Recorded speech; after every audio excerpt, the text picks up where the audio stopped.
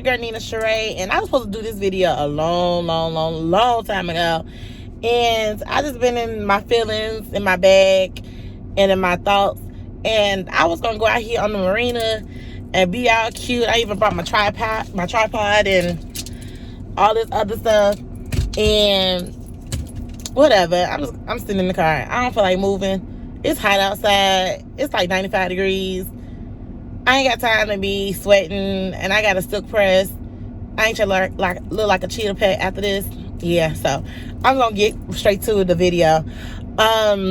So I guess this will be my introduction, because a lot of people have been asking me. So I was like, who the hell is in Tampa, Florida? I don't know nobody in Tampa. So I got up. She woke up at 6 o'clock in the morning. She's getting ready to go to work. And I used to let her, me sleeping over, I used to let her see my car to go to work. So here, take my car and go to work. I'm going to use your computer because I'm moving to Tampa. And she looking at me crazy like, you moving to Tampa? I said, yeah. I said, I heard a voice and it told me to move to Tampa.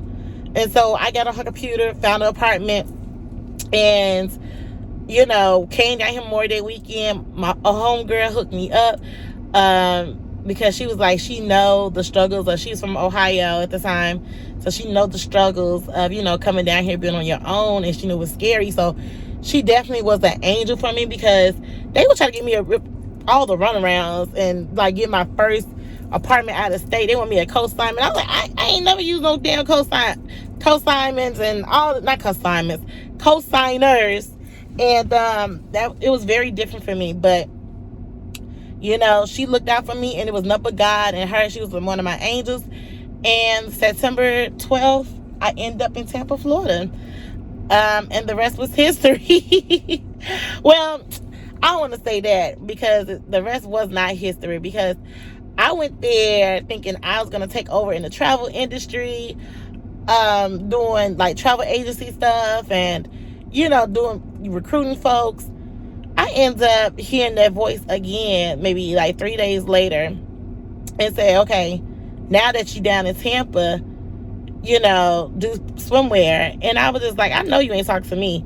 I was like, I don't know shit about sewing. I don't know shit about, you know, fashion. I don't know nothing about the fashion industry. And I have this degree that I spent like 60 damn K on, and I'm trying to pay that off, and you talking about me moving on over to another industry that I have nothing, I don't know nothing about the fashion industry.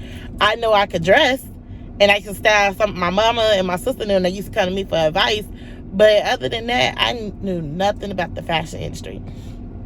Fast forward, I was on this campus trying to promote my product for this other company, and this guy came to me and was just like, what you do for a living? Now, 2 days ago, I just said, okay, I'm going to do the assignment. Oh, let me tell you, like, hold on. It didn't work like that. So I was fighting. They're like, nah, you didn't hear me. You didn't hear that. So I looked out the window, and I saw two skinny girls walking in a bikini, and they was going to the pool. And I said, what a coincidence. I guess that's my sign, you know, because I was fighting. Like, nah, you ain't talking to me about doing no swimwear. I don't know nothing about it. So then fast forward, I was on the college campus. And this guy came and was just like, you know, what you do for a living? And I was like, oh, I'm a swimwear designer. Now, I only been a swimwear designer for 2 days. Still didn't even know what I was going to do. I came up with the name and all this other stuff. Like, this is what I'm going to do, because I was trying to figure out what I was going to do. I was like, nah, you know, it's going to be my name. It's going to be recognized worldwide. And my name is very unique. And what you didn't know my name is Nina Sharae. So he grabbed me by the hand. He told me pack up my stuff, grabbed me by the hand, and drugged me all around the campuses, and like introduced me to different people to, you know, to help me get myself to the next level. He was like, oh, you know, the fashion commitment is over here, the fashion hall is down here. She's a fashion designer, they're a fashion designer. These are people that you need to connect with. And I'm in Tampa for no more than like 5 days, and I was just like, whoa, you know what I'm saying? Like, this guy is really plugging me. And I'm grateful for that, because I met this one guy down there that was doing high-end fashion shows in Tampa, and I was telling him I want to be a fashion designer, but I don't know where to go. And I was like, I don't even know how to sew. And he was like, you got it. I was like, when your next fashion show? He was like, in 6 months. I said, oh, I'm not going to be ready by then. He's like, you could be ready by then. I said, nah, because I don't know how to sew. But I stuck with him and learned how to produce high-end fashion shows from behind the scenes. So I became a bartender at these fashion shows, which is the greatest thing I could have ever done, because you meet a lot of people at the bar. So, so you know, people will come to me. I get their business cards, and you know, I would tell them I'm a fashion designer. There was bloggers, you know, so there was like a quick way and easy exchange for me to get my name out there. And, you know, within 1 year, I made a big old name for myself, but I didn't have no products. So this is like in 2013, 2014 comes around. I'm still learning, hitting up people in China off AliExpress. They want you to do 10,000 swimsuits in one size and one color, and I can't afford that, you know what I'm saying? So at that time, so I'm just like, I'm not doing it, because I want a collection, not just one swimsuit. And yeah, and so pretty much just kept meeting people. And this one girl, she used to make swimwear. She used to make invisible thongs, and she taught me how to sew, like how to do the basic sewing, how to read the patterns and things like that. And I went to Chicago and grabbed my mama's sewing machine, because she only used it like twice. And since I was a kid, like 5 years old, she only used it twice. So I went home and grabbed her sewing machine, and I got on the plane, came back to Florida, and I said, okay, I'm going to learn how to sew. And I ended up sewing my first 3 swimsuits. And it was just for me, my taste. And I look at it like, oh my God, this is terrible quality. I don't even know how I ended up wearing this in Costa Rica. But I was cute. Y'all wouldn't even be able to tell that it was terrible quality. And then I came back and altered it some more. Then I said, okay, I think I like it. So I'm going to put those swimsuits in a frame and put it in my office. But, yeah, so I was like, okay, you know, I think I could do this. And so then in 2016 is when I released my first collection. And it was hell.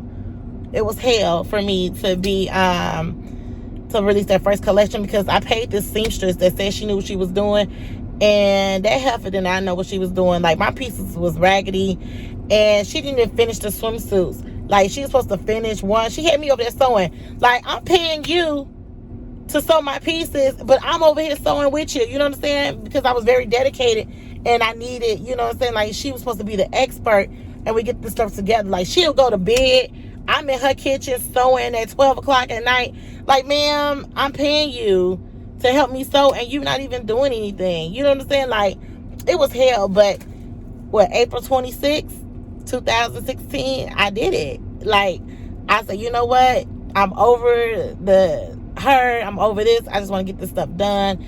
And I did it. And since then, it's been a momentum. It's been a roller coaster ride.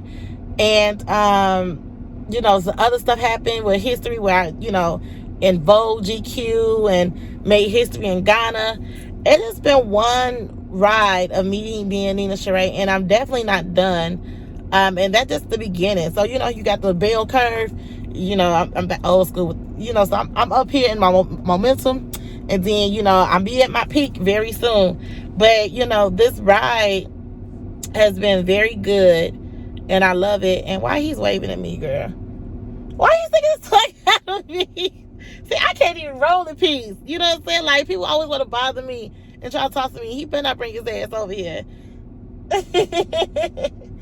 But, yeah.